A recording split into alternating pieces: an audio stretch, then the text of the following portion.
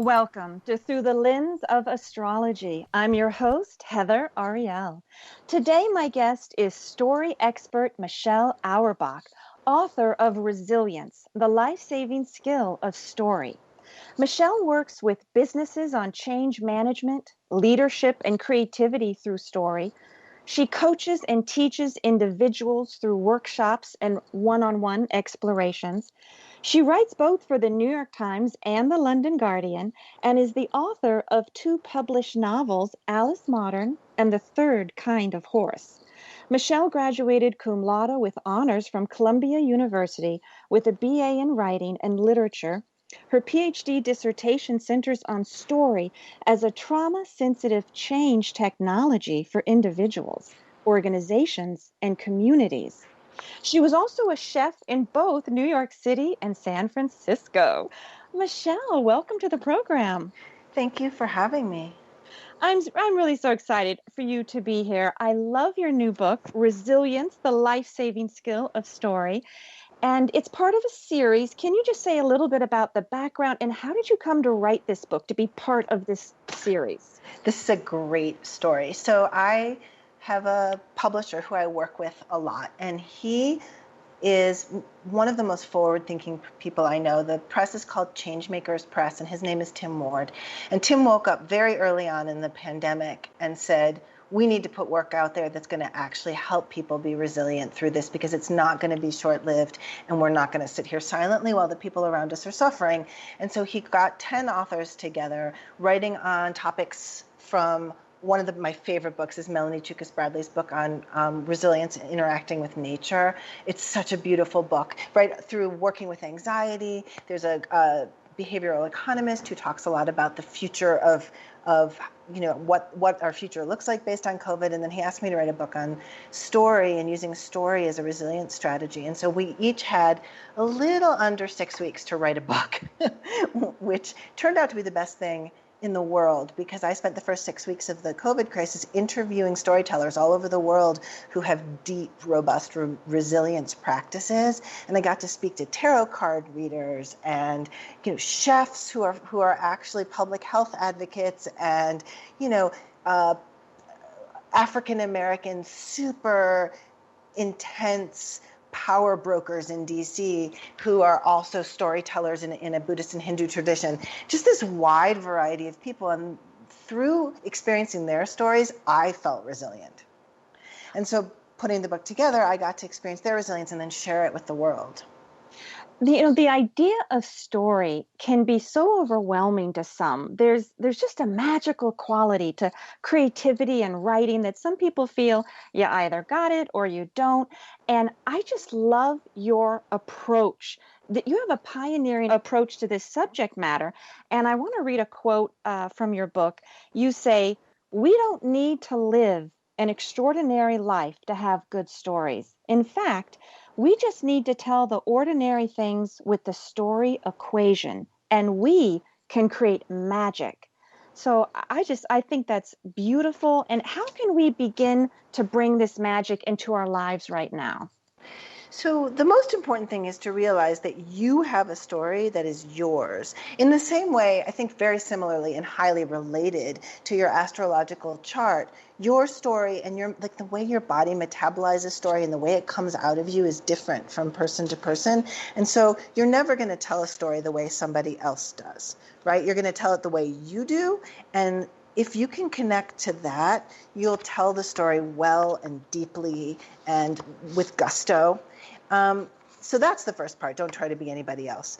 The second part is that storytelling is something we all innately know how to do. If you listen in any culture, in any faith tradition, in any philosophical tradition, story is used to get information across. It's used to change minds. It's used to help people remember things. And it's just a natural part of who you are.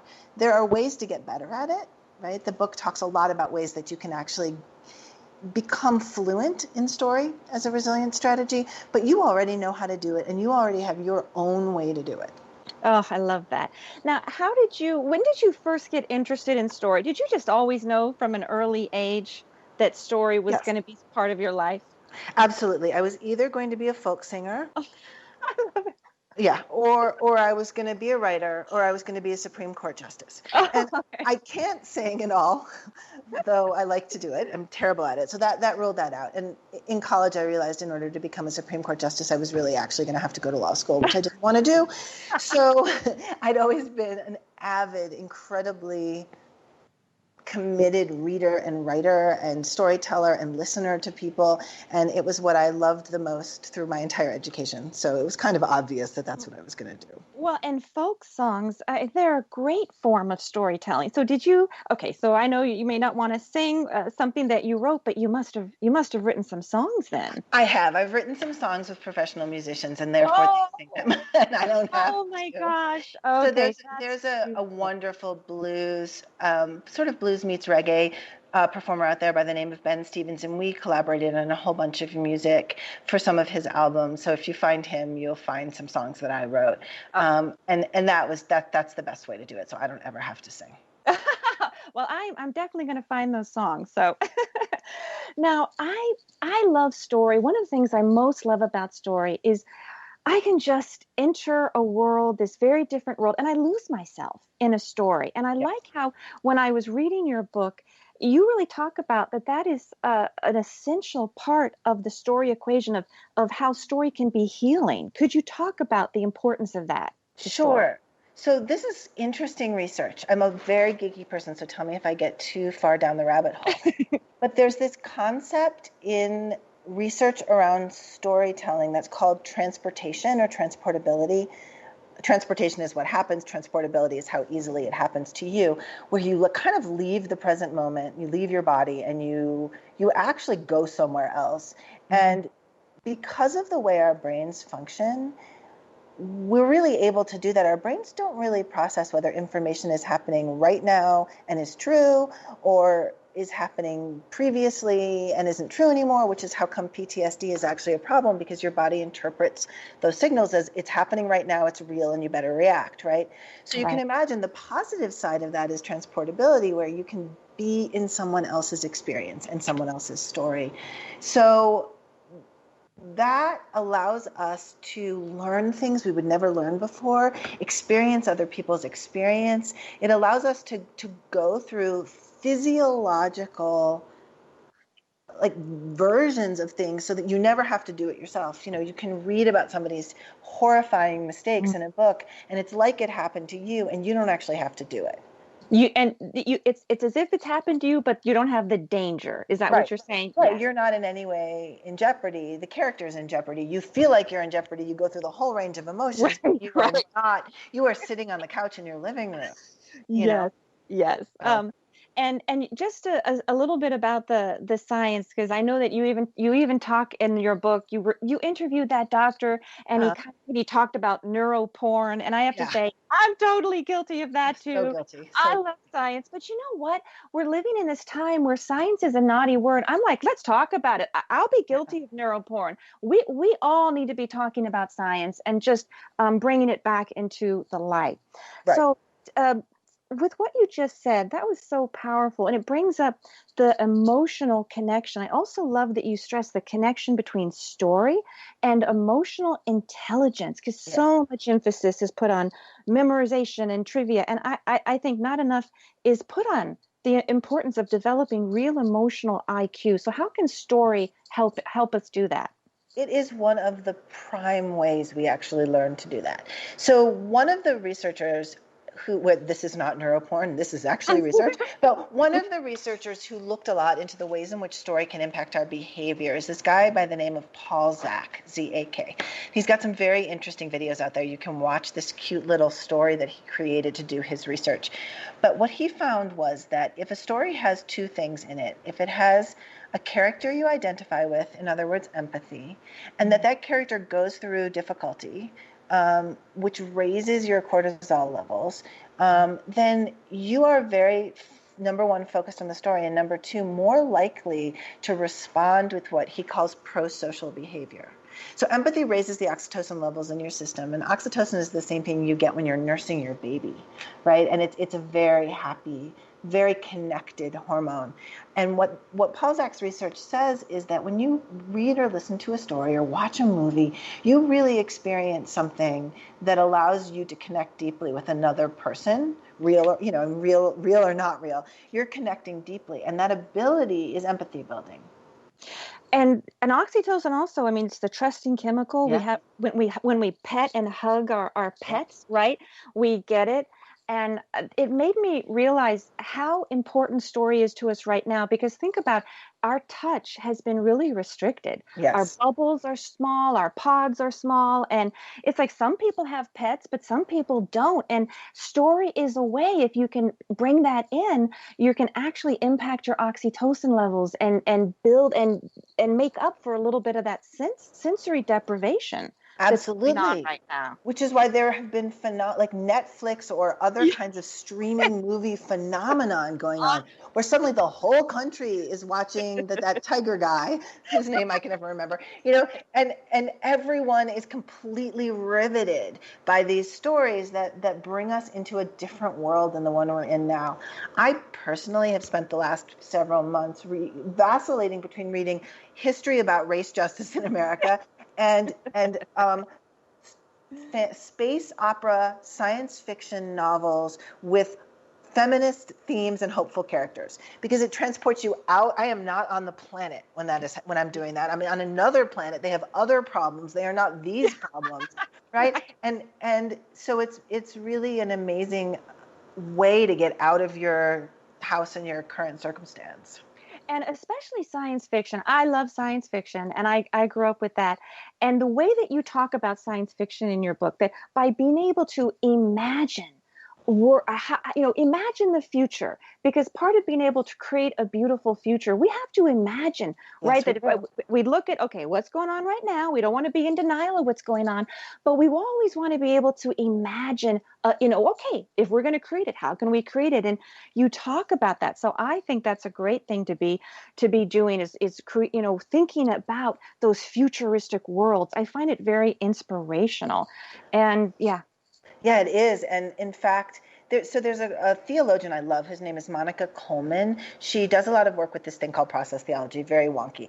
But basically, the idea behind it is you can't say something's true till you can test it out in as many circumstances as possible and see that it works everywhere. And so she works a lot with amazing, like, African American feminist science fiction writers, and how their works are really testing grounds for ways of being, for whole new theologies, for whole new communities and community building. And through the science fiction, you can test those things. How does it work? How does it feel? Right? Right. So she uses the work of Octavia E. Butler, and that's brilliant. There's also a series called Red Mars, Green Mars, Blue Mars, which does a very similar thing. And through those books, you really see, like, okay, if we did it this way, how would it be?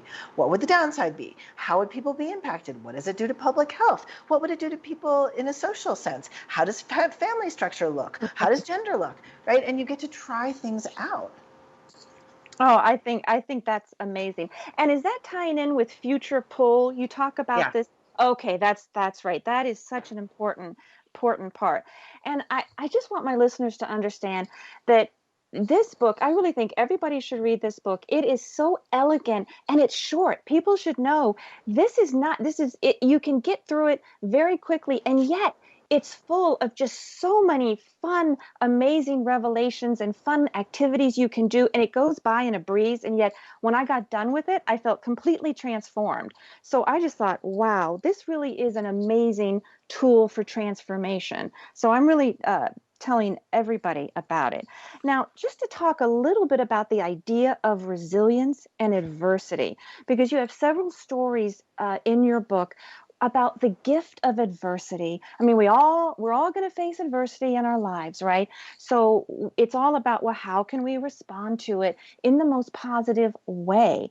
And one of the stories if you just talk a little bit about it, because I really felt it I just had a physical reaction when you talk about the bowls. You're given Oh these yeah. beautiful porcelain bowls, and then you're told, okay, I want you to smash them on the ground into a million bits.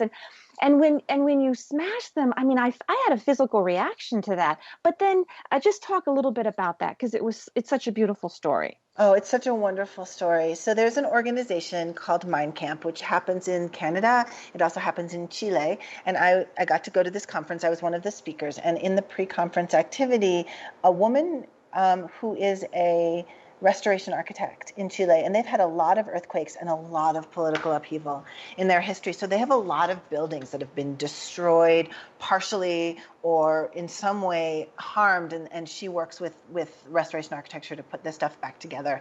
And her son is a poet who absolutely is obsessed with Japanese and Zen poetry.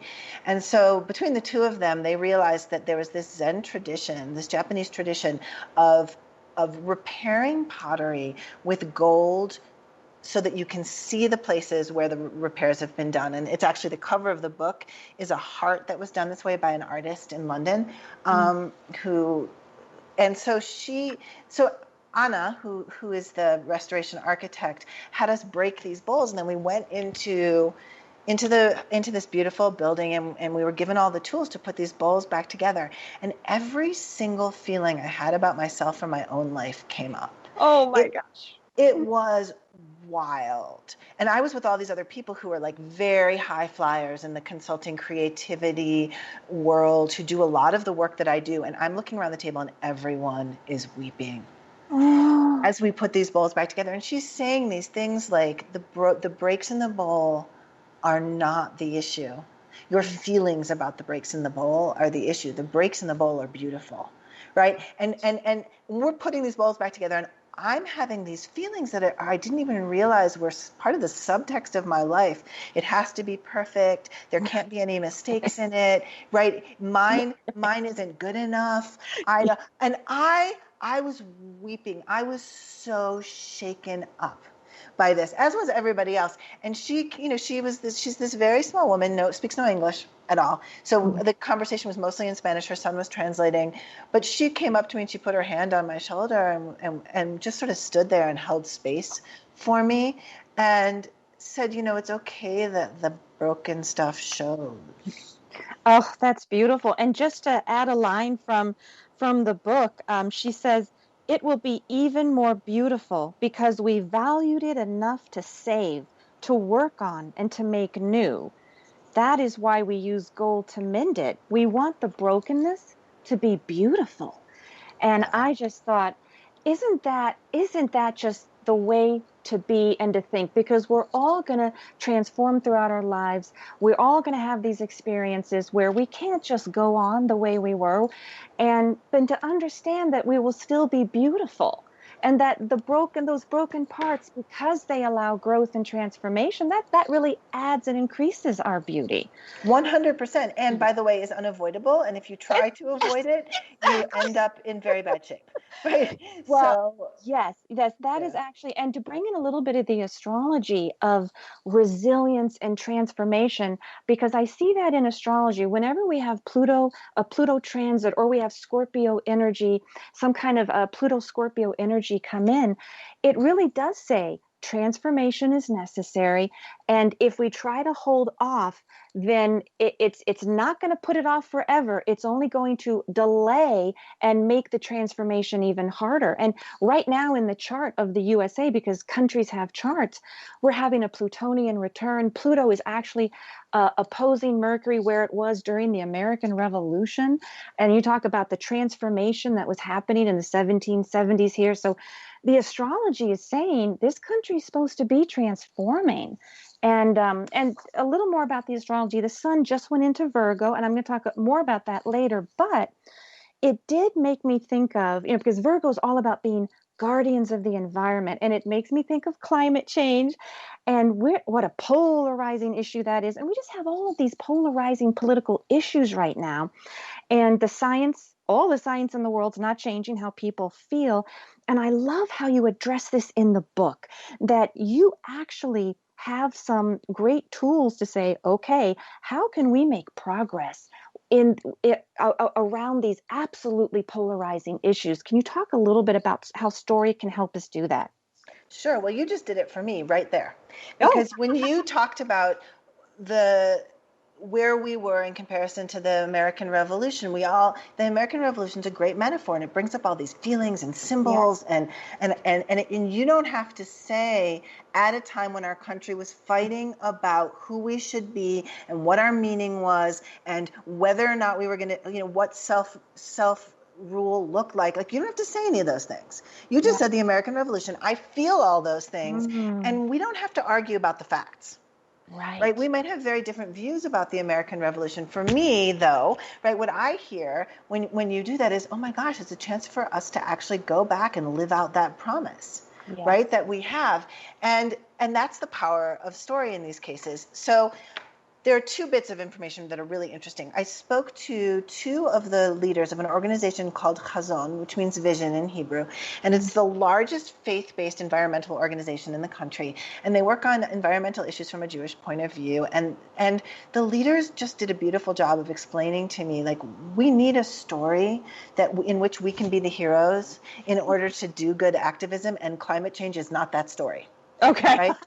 Right. We are actually the culprits, and we are Right. the culprits and the victims, and there is no hero, and there is no like success, and all the things you need for a good story aren't there. Mm. And so you need to wind it back a little bit and find those places where people's stories matter, right? So they talked about listening to each other's stories before you even go out and try to talk to other people about your point of view. And Nigel, who is the executive director of the organization, said a fabulous thing. He said, I always listen to other people's stories first. Oh, I don't walk into a room and start pontificating about everything I know about climate change till right. I know. He said, I don't care if it's a room of 1,000 people. I have them turn to somebody and tell their story, and then I have some people share so I know whose stories are in the room. And I think that that's something we forget about what civil discourse looks like about difficult issues. And we could all take a page out of his book, which, listen to other people's stories first. Then you have compassion and empathy, and you know how to speak to them. You don't have to agree, but you Right. hear them fully. So that's part of the science behind it, I think. And the other part, there's an organization. It's called it's at Yale University, and it's called the Cultural Cognition Project. And they do a lot of research on people, how to talk about climate change, gun control, all of these issues that absolutely are incredibly divisive. And Mm. what they figured out is people aren't going to move from their position based on fact, because they will simply tell you different things. Some people will tell you the facts are wrong. Some people will tell you the facts don't matter. Some people will tell you their facts are better. Like, Right. every quadrant of the political space has a reason why they're just going to argue with you. And so they just said, hands down, not going to work. But if you start to tell people stories, and the story process that I use in my book comes out of both like Aristotle, but also their research, which is that if you can tell people, here's what's going on, right? And then here's what I did about it, and then here's what happened. That kind of story helps people see that they can have agency, and helps them feel the power of what you're telling them. And so when people use their processes, they can have people talk about being able to impact some form of climate change, which just seems so huge and untouchable. But it's like, I decided to eat, vegan one meal a day, and here's what happened, right? And people tell you, no, I didn't. I cannot be a vegan. I am entirely vegetarian. But if you take away my heavy whipping cream in my coffee, I weep. But I get it from local cows. So I just wanted to say, I am not claiming this is me. People can tell these stories, and the stories move you more than the facts. I love that. So I love elegant equations. So the equation is what's going on, what you did about it, and then what happened as a Yeah. result. And that's why everyone listening, we can all incorporate this immediately into our lives and become effective storytellers. Yep. And effective questioners. This is a And good one. So okay. what would you, right? You can imagine you're talking to somebody. I just spent some time, I'm helping a friend homeschool Oh her gosh. 9-year-old child who is an incredibly creative kid. And so to get him to tell me a complete story, I just asked him the questions. So what was going on? And then Mm. he told me and I said, so what did you do? And then he tells me, and then I was like, dude, what happened? Right? And then I he love told it. me, and then he incorporated a little bit of that storytelling process in his own practice, right? So you can also elicit it from other people if you're talking to, I mean, this doesn't happen during COVID, but if you're at a dinner party and the person next to you Right. is boring, you can actually get them to be more interesting by asking them better story questions.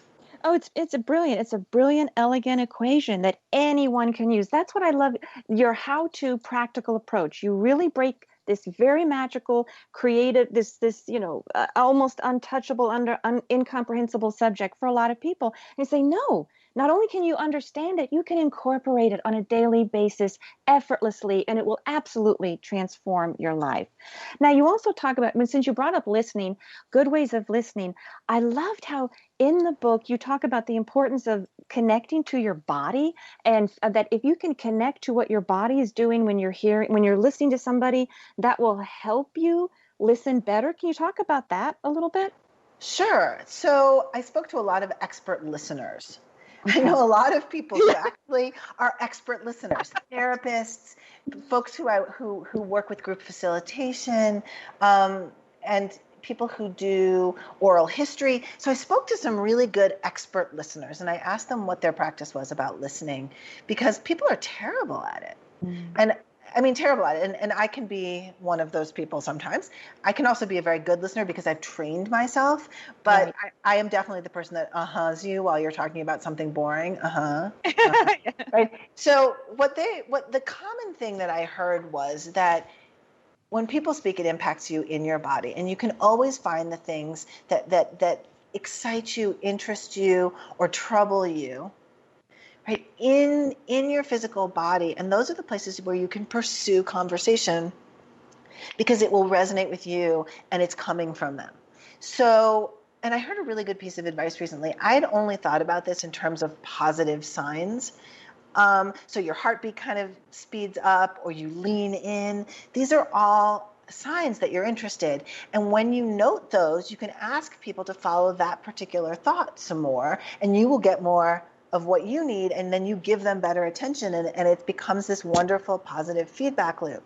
But I heard the writer Nisi Shaw, who's just an amazing woman she writes science fiction, but she was talking about, what about paying attention to the things you really don't like, that Mm. anger you and upset you and outrage you? She said those things are equally interesting, and those are the things we might want to focus on right now.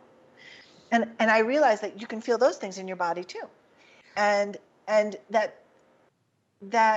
it's almost a homeopathic dose, right? If somebody's talking about something and you note, oh my gosh, my shoulders just got started burning, like this is actually kind of pissing me off, that if you can sit with it and listen to them while they're doing it, chances are you're doing them a very big favor, and you're also doing yourself a favor, because you're like, oh, I just did that, and I learned more from that, because there is a lot of knowledge in the things that we'd prefer not to pay attention to. Well, and we do spend a lot of us spend so much time in our minds.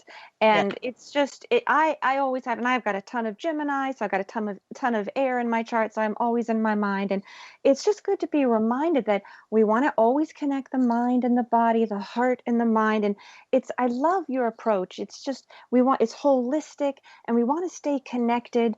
So I think that's really important to always go back into our body and what's going on. Now, you have a PhD in theology, About and to. yeah, About to. okay, I'm, I'm about to defend my dissertation, so you can call me Dr. Auerbach sometime around January. okay. Um, and so, how does story play into that? Oh, so this is really interesting. So I realize that there is not a faith tradition out there that I can think of at all Mm. that doesn't use story as one of their prime technologies. Okay. I mean, I have yet to have anybody say to me, I've got one. Okay. right? Like, and I keep asking people, oh, you're Baha'i. Tell me a little bit about the Baha'i experience of story. Like, I am trying to find somebody to tell me that this is not the case. But what I have found so far is that story does a bunch of things. It helps us to remember, learn, and understand history. It allows us to make change in ourselves, our minds, our hearts. It allows us to behave differently, and it allows us to create community. And those are all things that faith traditions hold very sacred. That it doesn't matter if it's Buddhism, which considers itself more of a philosophical practice, or if it's Judaism, that all of these traditions have in common that you need to have some sort of change of heart, mind, or spirit, that you need to understand the history and the teachers, right? That there's a learning aspect, and that you do want to behave a certain way in the And world. and that goes into wisdom traditions, Yeah. because you talk about wisdom traditions. Yes. Okay. Yes. And so even even the person who I started thinking about this the most closely, I studied Sanskrit in graduate school, and my Sanskrit teacher is an absolutely brilliant researcher on ancient Indian goddess tradition. And he talks a lot about storytelling in that tradition, and the ways in which it is used. And I realized when he was talking about that it was actually true everywhere. And I don't know that it would call itself a religion. It is definitely a wisdom tradition, right? So yeah, it's everywhere. And those traditions are what people turn to when we face difficulty and struggle. And so it works. Like, whatever it is that those traditions are doing, it works. And so then I said, wait a second, if the common denominator is story, and people are going there broken and in pain and suffering, and those traditions are informing and transforming and helping them to change in some way, then something's happening there that's pretty important. No, I agree. And you interviewed so many different practitioners. It's amazing. You even interviewed someone who did tarot cards, Oh yeah. and talk a little bit about how can we, because a lot of my listeners use oracle cards, tarot cards, and how can they incorporate those to get the healing, transformative benefits of story? So you are by default a storyteller. When you use tarot or the I Ching or oracle cards or astrology or divination of any kind, you are taking and I say this not to belittle the information, but it is a metaphor. It is not, you're not looking at a number, right? Or something. I mean, you're really looking at a transmitted metaphor that speaks to you and turning it into a story that either you or other people can understand. And I think that is uniquely skilled storytelling already. So if there's a practice that you use, you can actively incorporate storytelling to it just by using that story equation when you approach the cards. One of the best tarot questions I got, it was somebody who didn't make it into the book, but she's an amazing oracle card creator and reader, said, what does divine love want you to know right now? Was her question that she asked. And I said to her, can you ask why? She said, why would you want to ask why? And I said, because then it's a story. And she was like, well, absolutely, right? So it was a really interesting question. Like, the minute you say, and then what happened? Right. You turn that moment into an opportunity for storytelling. So you look at a card, or you look at a you can, when you said, like, oh, we're moving into Virgo, and immediately for me all these stories come up from that. Oh, Virgo season, right? And what right. and what happens during Virgo season, right? Oh, and then it became Virgo season, and then what happened? What did you do about it, right? You start to ask the same question. How does a Pisces with Aries rising, function in Virgo season? And it becomes a story. Oh, that's beautiful. Yeah, I go back to that equation. What's going on? What did you do about it? And what happens next? That's the equation. That is so elegant. Now, I have permission to talk a little bit about Michelle's astrology. Please. I want to bring it in. So first I'm going to mention a little bit about what is the astrology of resilience, and then I'm going to tie it right in to what is to Michelle's chart. So the astrology, when we think of resilience astrology, we go to Scorpio first because that's transformation. Anytime we're dealing with major transformations, we got to go to Scorpio, Pluto, that type of life altering energy, the phoenix rising from the ashes. But resilience is a little bit different from just the classic transformation because transformation can take a really, really long time. The power of resilience, and I think the message that Michelle's incorporating in her book, that you're incorporating in your book, real resiliency happens a little faster. And that happens when we bring in Aries energy and when we mix Aries with Scorpio, because Aries is fearless energy. All of a sudden, we have fearless transformation. And when I looked at Michelle's chart, I mean, that's exactly what she really resonates strong. Is she has Aries and she has a powerful Scorpio moon in her eighth house, and then she's Aries rising with her Mars in Aries in the first house. So it really shows the fearlessness, the ability to take action, and that when we want to be resilient, we really want to fearlessly embrace the transformation, because there's no point, as we've been talking about, Michelle, there's no point putting it off because it is inevitable. These changes are inevitable and we would only be delaying them. So there is real resiliency connected with that. And right now, Mars is in Aries through January. So this is a time when even if you don't, so people listening, if you don't have Aries in your chart, guess what? Because Mars is in Aries and it's going to be in Aries through January, we all can connect to the fearless forward momentum energy of Aries. And that is the energy to take action, to do things. It's to really about doing things. And I could have read your bio, Michelle, for the entire hour. I mean, you have done so many things. You are just a doer, and that is classic Aries. Michelle, you get an idea and you're just off and running. And so you're a beautiful example of imbalanced Aries. And now sometimes if we have too much Aries, we start things and we don't finish them. That's the beauty of when you get to combine Scorpio with it, because Scorpio adds that intensity, that passion, the ability to get across the finish line.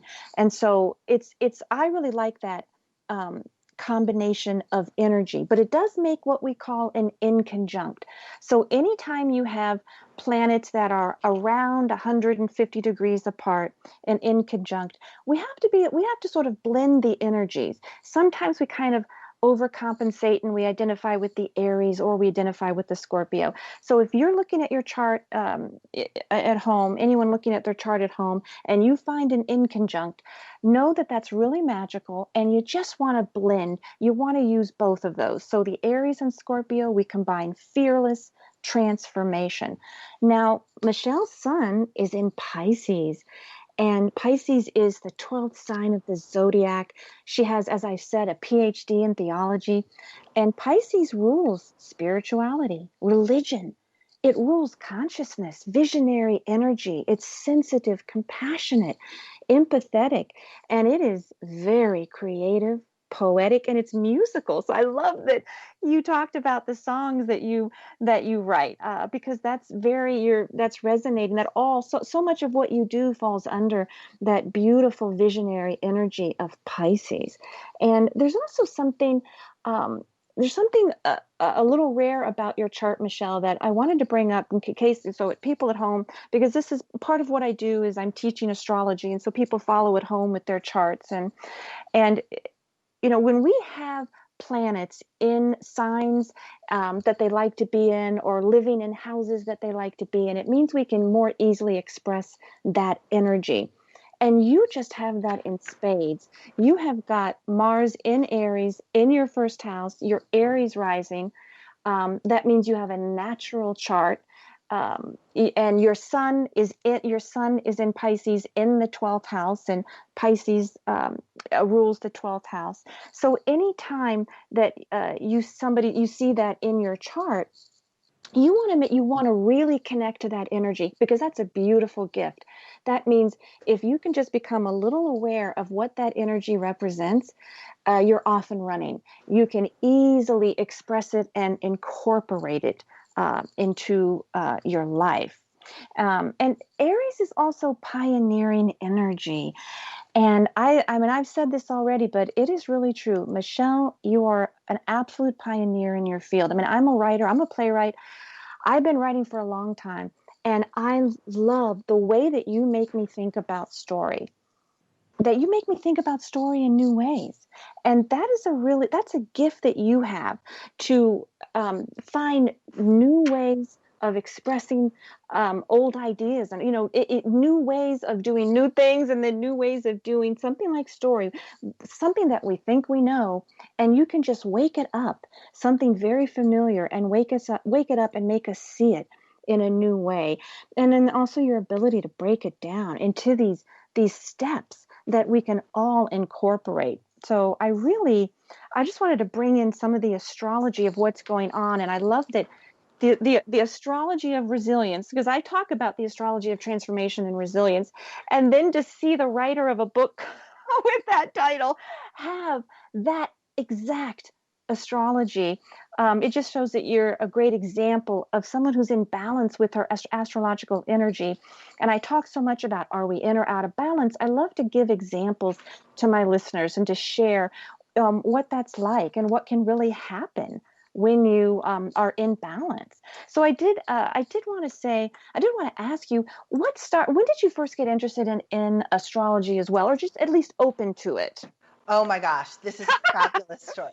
Okay. So, I was in high school in the early 80s, Okay. and I did a lot of theater in high school, and it was one of those things that, like, my life would not be the same were this not the case. But there were a bunch of African American men in the theater department who went on to either work on Broadway. A couple of them became drag queens in New York, working in the fashion industry. We all moved to New York City together in the early 80s, and they taught me astrology. They taught me all about signs, and this was, pre-computer. So, like, there was the book that Mm, you had to right. use to look everything up, and everything was done by hand. So these three men, who were absolutely just amazing, fabulous human beings, taught me everything I knew about astrology between sort of my junior and senior year of high school, and then the 4 years we were all in New York together. Um, Two of them have died since because of AIDS and the AIDS crisis. And so when I think about it, there's this sweet, tender feeling of having been given this gift by incredibly beautiful people who weren't really here that long. And so astrology to me holds just a precious place in my life because of that. Oh, that's a beautiful story. In one of your novels, even you write about that time period of, Yep. right? Yes, yeah. One of the characters in that book is very heavily based. The book is called The Third Kind of Horse, Mhm. and it takes place in New York City during the AIDS crisis, and it's very heavily based on a couple of those friends of mine who died. Oh, Yeah, and the drag shows in New York, and Pose has become very popular on Netflix right now. oh, The show Pose, if you want to see that world, it's there on Netflix, and I just watch it and feel like, oh my gosh, oh, my wow. friends are back. So. Oh, that's a great feeling. Now, I did want you to talk a little bit about the connection between story and trauma, because it's a wonderful healing tool, right? For some trauma. Absolutely. And I think that's part of why it works so well in wisdom or faith traditions, because people show up traumatized. I heard a wonderful psychologist once say to a woman, they were on a show like this, and the woman said, well, it's sort of, I have all this trauma in my life. And the psychologist said to her, you made it to adulthood? Yes. And and the woman said yes. And she said, of course you have trauma in your life. I love it. I love it. Now, that being said, it is definitely not evenly distributed Right. across society, right? I mean, there are people in marginalized groups and in groups that are systemically oppressed, where the trauma is extreme, prolonged, erratic childhood trauma that you really have to spend your life kind of attending to. And that I mean, it can happen to anybody, but I just want to say that, like, trauma is terrible, and everyone's trauma matters, and it is definitely not evenly distributed, right, across society. But one of the things that became very clear to me in doing research on change, the change part of the work that I do, was that I would go into an organization and say, we're going to give you a pony and a room full of your favorite flavor of ice cream, or at least the version of that, right? You can keep your job. You're going to have more time to be creative in your work. We're going to change these couple of systems, and we're going to change this structure, and your job will be better. Mm-hmm. And you'll like it more, and you won't lose your job, and everything's going to be perfect. And they would say no. Oh. And I'd be standing, and I'd be standing in these rooms where I'm facilitating conversation, thinking, why would you say no to that? Right? Like, yes. Why would you do that? And it took me years. I think it took me a decade of doing this work to realize, like, they're not responding to what's going on right now. When people feel that resistance to change, what they're responding to is fear, discomfort, stress, anxiety, all of these repercussions of trauma that they have never dealt with. And it could be personal trauma having nothing to do with work. It could be organizational trauma that organizations have done so much change, people can't change anymore. But that was in fact the reason people were saying no to things. So then I said, we got to deal with this, right? We got to find a way in these conversations where organizations do need to innovate, move forward, change, to have people be able to be present. And so I started doing all this research on trauma and taking courses and studying with people. And what I realized is that all the things storytelling do for you, get you into your body, get you into a metaphor where it's not necessarily happening directly in front of you. You can be transported. All of those things are the exact things you would use to get people into what psychologists call the window of opportunity, which is a place where you're able to be calm, cool, collected, collaborative, creative, resilient. And we pass in and out of that window all the time. We can become hyper aroused, right, which we call fight or flight, and we can become hypo aroused, which we call freeze, and all of that is a natural part of human life. So the trick is to find the ways to get people into that window of opportunity so that they can be creative together and they can create change in themselves or their organizations or their communities. And story helps you do that for all the reasons we talked about earlier, right? The oxytocin production, the fact that it's happening in your body, the transportability, the fact that it uses metaphor, which distances it a little bit enough from us, which I think is part of why astrology is so brilliant, because you've taken a truth and you're talking about it. I mean, it's happening, but you're also talking about it in a metaphorical way that allows you to say resilience. A combination of Scorpio and Aries shows up this way in resilience. And so look for that. And it allows people to like explore creatively as opposed to saying you are this or you do this, which is very difficult. But in fact, you're saying, look at this metaphor of this beautiful way that the universe works and find yourself in it. And that's an invitation that people generally don't say no to. Oh, I agree. And it's how to find that poetic expression of life, story and astrology. I love both because I agree it creates a poetic expression. Yes. And we need that because then that brings in the what if, the imagination, the what can be. Now I want you to do, throughout the book, Michelle has all these amazing activities that, to help us bring in these healing powers. Now, you're going to do an activity with us about what are my superpowers. So if you can just kind of walk us through that so then my listeners can get a taste of at least one of the activities in the book. Sure. So what I will do is, can I read a little bit so that people get context? Absolutely. Okay. Yes. So one of the things that's really important to me, which we talked about at the beginning, is this idea that everybody's different and they metabolize story differently and their lives happen differently, and that this is actually a gift, right? That we, without community and without difference, we are very, life would be bleak, I think. So one of the things that I talk about in the book is doubling down on your passion and figuring out what you really love. So I'll read the section. Think about what your superpowers are. If that feels a little over the top, think about what people tell you you're good at when where they reach out to you because your skills and talents are strong. Think about what you love to do and what makes you happy. We're often so bad at figuring this out. We can say we love to paint or we like to read, but we see it as a skill that has no power. We have a tendency as humans, and this is research, to undervalue the skills and talents that we're good at while overvaluing those skills that other people have and they're good at. This is dangerous because as heroes of our own stories, we have exactly the skills that we're good at to work with. So we need to know how powerful they really are. We are sufficient to the task and we can make it happen, but we have to see our skills as the superpowers they really are. When I work with groups, corporate teams, or nonprofit organizations or religious institutions, I always do an exercise called What is My Superpower? And no one likes it at first because they don't like to see themselves as people who could possibly have superpowers. So to get over the hump, I have groups generate the superpowers for each other out loud or on paper. Once people see all the ways that the people with whom they work see them as powerful, they can start to let go of the idea that it's just quote unquote stuff they do.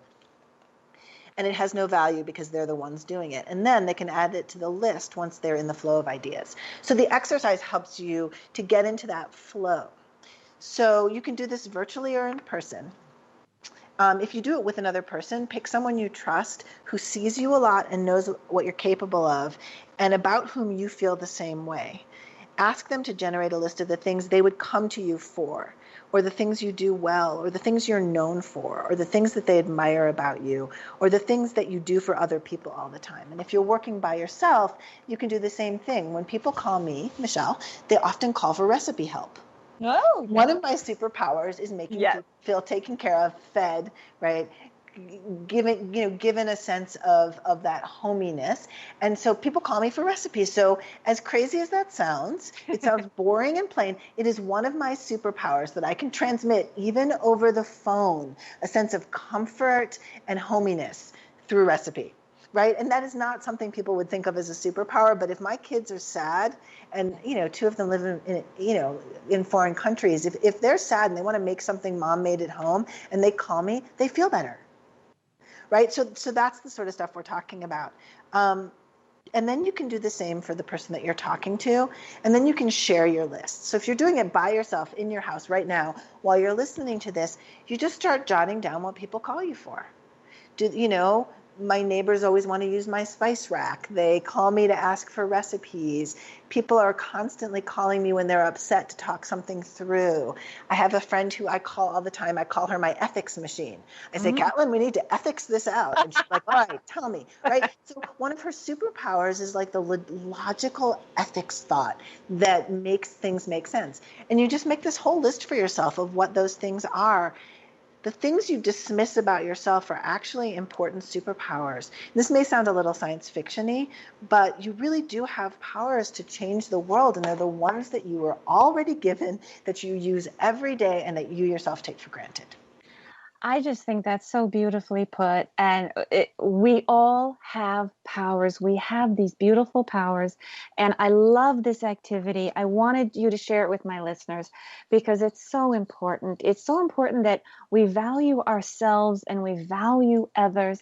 And it's just, you're absolutely right. We tend to dismiss those things that we're really good at, or we take them for granted because we could always do it. And it's important to be reminded that one person can make tremendous change. One person can have a tremendously positive impact on others and the world. And when we dismiss our own talent, we actually hurt, we hurt the world in a way, because, that's why I like to say, view your natal birth chart as a gift you give yourself. View your talent as a gift. Share it. Share what you know, because you will benefit the group and yourself in those beautiful ways. So I love the superpowers, and I'm going to be doing that with my clients. That activity. Well, it dawned on me when you were talking that this is something you can do with your chart, because the things that are in there that you take for granted are actually superpowers. That is So exactly right. That's exactly right. And that's how I'm going to use it with the chart because view your chart as a gift. It is a gift. What's the gift of Aries? What's the gift of this? Those are your astrological superpowers. So yeah, no, I love it.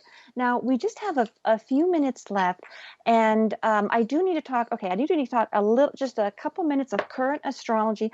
For those of you following along, Sun and Mercury are both in Virgo now. And if you're following along with the 2020 Astro Planner, remember that there are activities on page 96. If you want to go deeper with Mercury and Virgo, page 98 and page 99. If you want to go more in depth with Sun in Virgo, if you really want to know where's all this hitting in your chart, because remember, they're going to be transits in your chart and they're going to be lighting up certain houses. So if you use the planner, it's going to help you find out where all of that is really lighting up in your specific chart.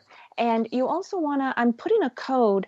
If you go to the Beacon of Light Radio chat group on Facebook, I'm putting a code, a very special offer for my listeners to receive $50 off a personal reading. So the code will be put in there along with some signs for Virgo so you can help find it. And anything relevant that we talked about today, I'm going to be putting in that chat group so you can have more access and information to it.